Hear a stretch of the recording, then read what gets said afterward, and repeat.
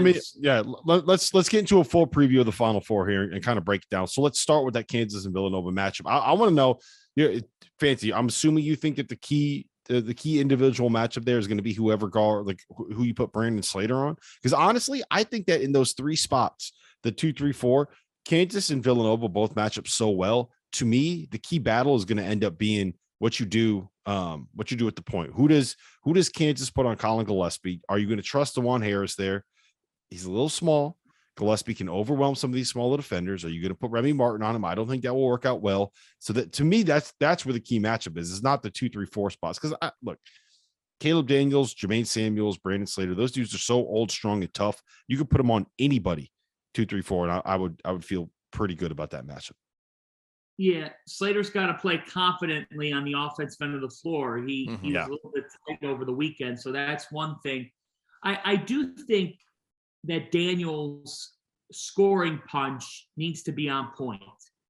Villanova is 9-2 this year in games that he scores in double figures. They're 9-2. Now, typically that's come as a punch off the bench, but it's got to translate here. He's got to be able to hit shots. He's going to get open looks. He will. Caleb Daniels will find himself open in this spot because Moore definitely does. But I do think that that's interesting. What you said about the point guard matchup is what do they do between DeJuan Harris and then when they bring Martin off the bench? Because the fact is Gillespie's going to post them. If Villanova wants their way, they're going to post their guards, and then they're going to – what they do is Gillespie puts you to sleep. He'll have Harris or Martin exposed in a tough spot, and if Kansas brings any help, that's going to leave somebody open to hit a perimeter shot. That's what this game potentially comes down to there is how they guard Gillespie, how much help they provide in those moments, and if it opens up shots, is Villanova hitting those shots? Yep. No, that's the big thing. Are they going to hit shots without Justin Moore? And whenever it gets stagnant and they can't hit shots, who are they going to go to make some of those? Like Justin Moore was that springboard whenever things were struggling. That 4 matchup, it's once at face value, when you just sit and look at it, you think, well, they match up pretty well. But then you start tinkering with it. And like you were doing, Fanta, like Jermaine Samuels, Jalen Wilson, like that, I think that could work because sorry to get caught up, but Jalen Wilson hasn't shot the ball great. So you can play on the inside a little bit. You don't have to play over top of those screens. Like you can save yourself a little bit. The most intriguing thing is the 1 and the 5 position, which I seem like I'm coming back to with Kansas or basically any team in the country coming into this tournament, the 1 and the 5 position, how important those two are because there's so few guys that are that big and that strong to play the 5 position. And David McCormick is a guy that has that ability. It's just which version of that are you going to get? The one that you've got 30% of the year where he's been pretty good, or that 70% of the year where it's like he's non-existent. I think Eric Dixon is so tough. I love that kid. I know he's caught flack and everybody's like, well, he's a 4, he's only 6'8". That dude is wide. He's a walking refrigerator. Like for people who haven't seen this dude, he's huge. He's got the widest hips ever. And like, he's so strong. And you know, what he's so good at? You know what he's so good at?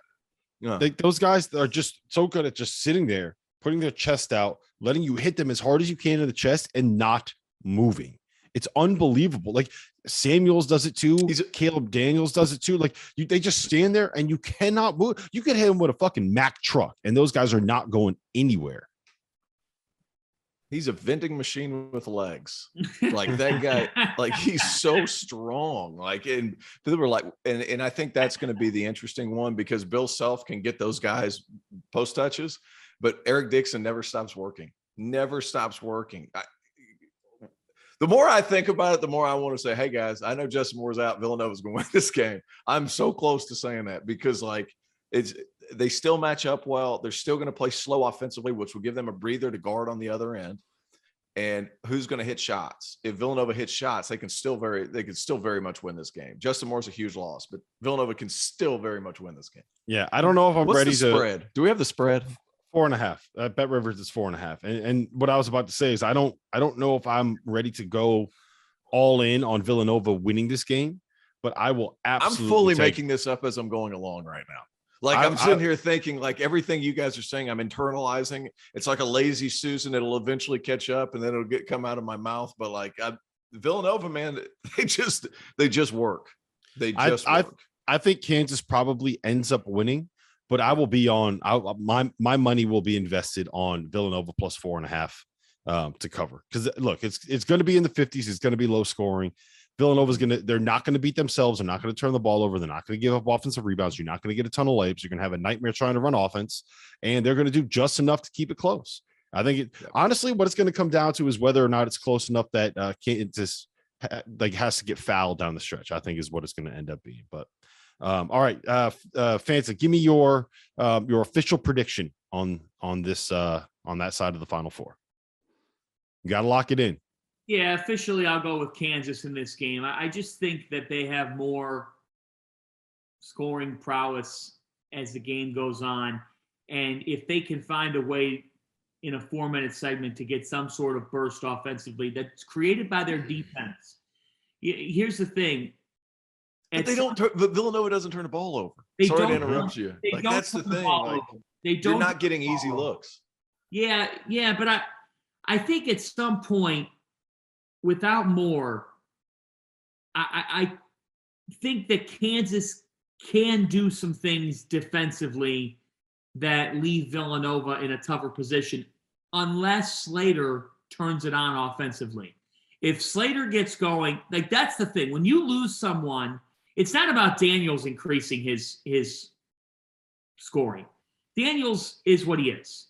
Mm-hmm. Slater needs to be the guy that in the Big East tournament was willing Villanova at times towards a tournament title that week at the Garden. He's got to step it up offensively. But I like Kansas because I think that Martin really gives them a different layer in this matchup. And if Harris can play just to his strengths, if Agbaji is the best of the wings, Kansas should find a way to win this game. But make no mistake about it, it's going to be a ball game. It'll be tight, but I'm going to give the slight edge to Kansas. And Justin Moore going down does hurt Villanova in this matchup. I'm going with the Jayhawks.